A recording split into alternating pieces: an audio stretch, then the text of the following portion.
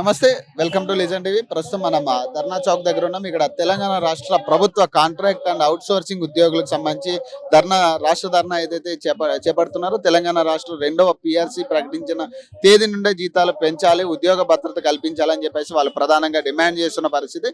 So ప్రస్తుతం కొంతమంది అయితే ఉద్యోగులు ఇక్కడ కనపడుతున్నారు. వాళ్ళతో మాట్లాడే ప్రయత్నం అయితే చేద్దాం. అన్న చెప్పండి, అంటే ప్రధానంగా మీరు దీని గురించి గతం నుంచి కూడా మాట్లాడుతున్న పరిస్థితి, మరి ఇప్పటికీ కూడా ప్రభుత్వం నుంచి స్పందన లేదు. మరి ఎట్లా చూసారు?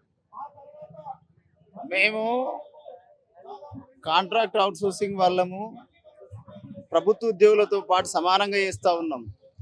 సమాన పనికి సమాన వేతనం ఇవ్వాలని 2016లోనే సుప్రీంకోర్టు చెప్పింది.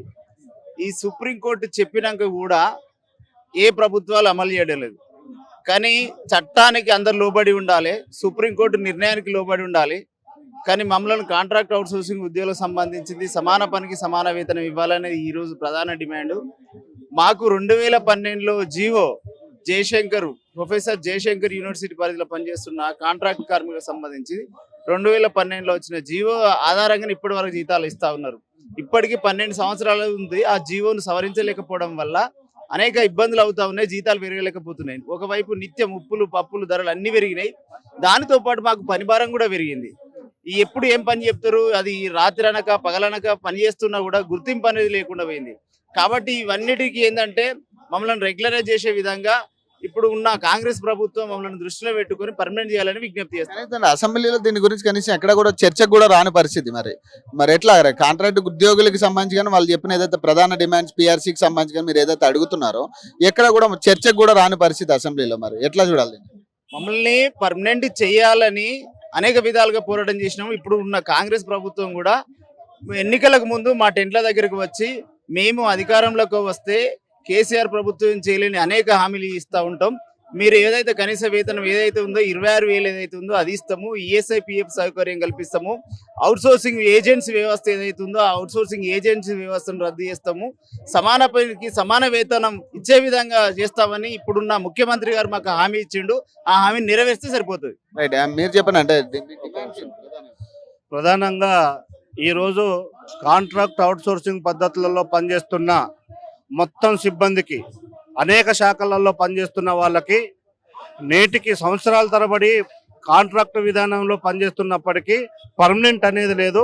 మొత్తం మంది ఈ ఉద్యోగుల్ని పర్మనెంట్ చేయాలనేది మేము ప్రధానంగా డిమాండ్ చేస్తున్నాం.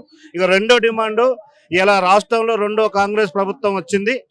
ఈ కాంగ్రెస్ ప్రభుత్వం రెండో పిఆర్సీలో మినిమం బేసిక్ 26,000 రూపాయల వేతనం ఉండాలనేది మేము ఈ ప్రభుత్వాన్ని డిమాండ్ చేస్తున్నాం.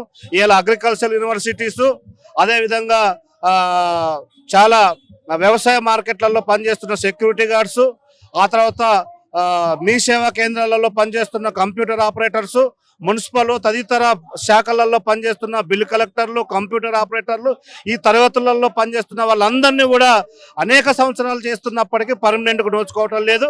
కనీస వేతనం అనేది నిర్ణయించబడతలేదు.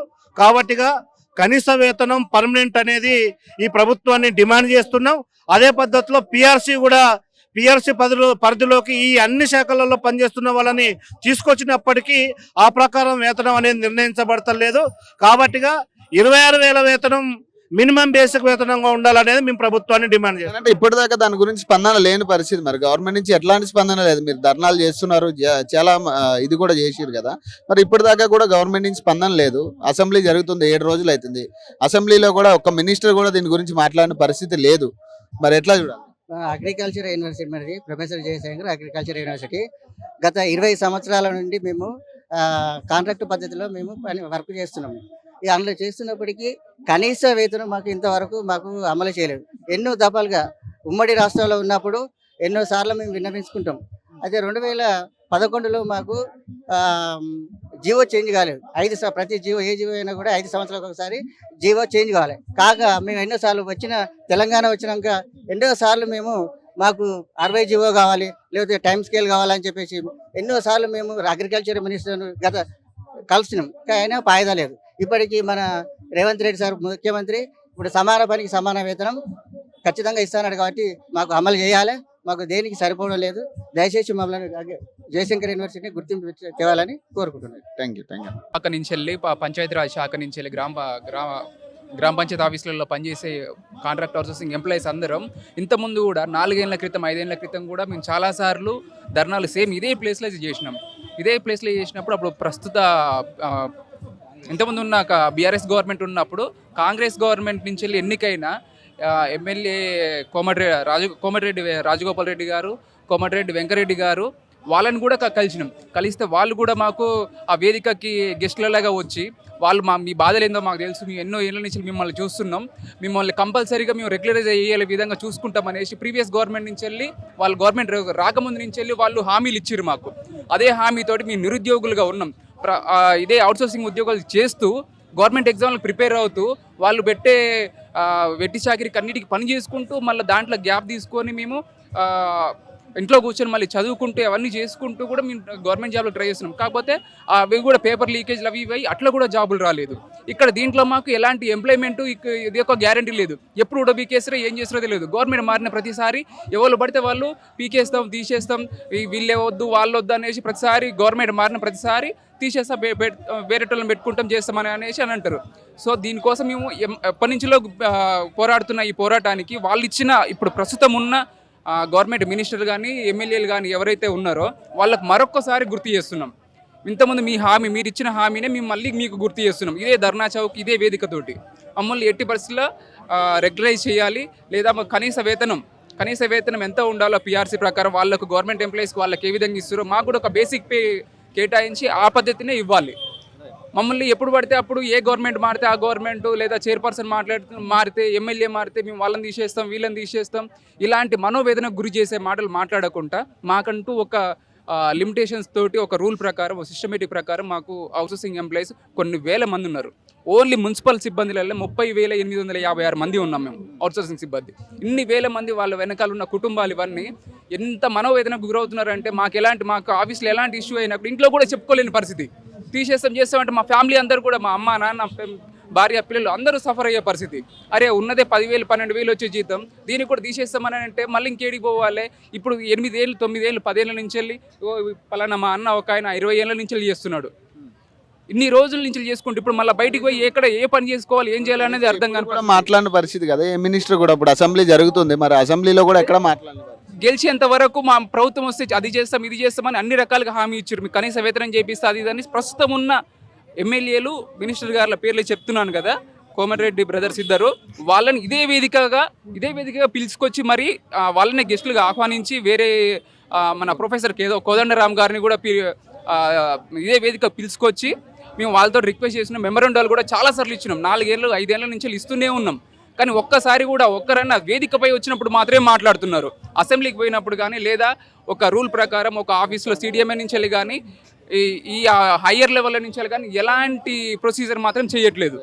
మా బాధని ఈ విధంగా మళ్ళొకసారి వ్యక్తీకరించాలనేసి టోటల్ స్టేట్ లెవెల్ అన్ని డిపార్ట్మెంట్ల నుంచి వెళ్ళి అవుట్సోర్సింగ్ అండ్ కాంట్రాక్ట్ ఎంప్లాయీస్ అందరం మేము గ్యాదర్ అవ్వడానికి కారణం ఇది. అందరినీ దయచేసి వేడుకుంటున్నాం, మళ్ళొకసారి వేడుకుంటున్నాం. ఎట్టి పరిస్థితుల్లో మాకు ఒక కనీస వేతనం అనేది కంపల్సరీ ఇవ్వాలి.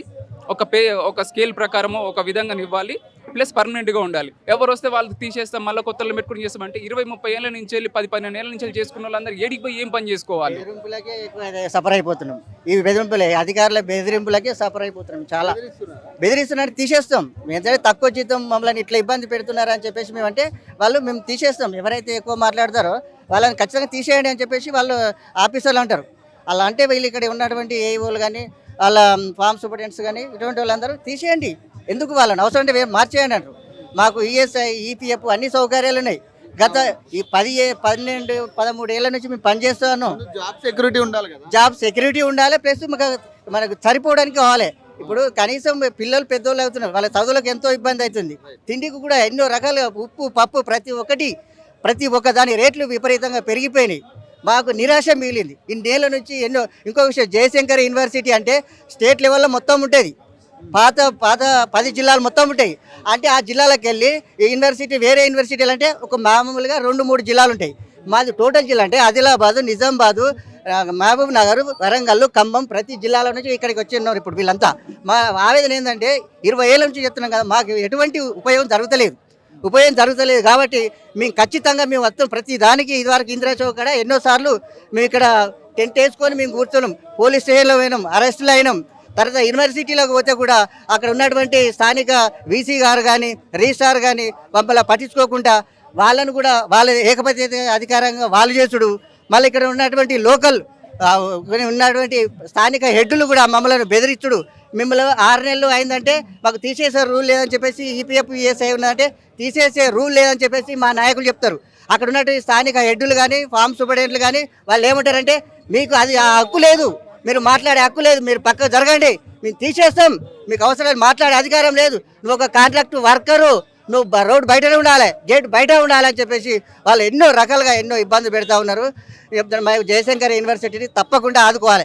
ఏ లీడర్ కానీ ఏ మంత్రి కానీ పోయిన తెలంగాణ ప్రభుత్వంలో మన వ్యవసాయ శాఖ మంత్రిని ఎన్నోసార్లు కలిసినాం, మేము ఎన్నో దఫాలుగా కలిసినాం, మెమరాండాలు ఇచ్చినాం, అందులో తర్వాత కమిషనర్లు కలిసినాం, వాళ్ళ ప్రతి ఒక్కరిని కలిసినా కూడా మాకు ఇంతవరకు న్యాయం జరగలేదు. థ్యాంక్ యూ అన్న, థ్యాంక్ యూ.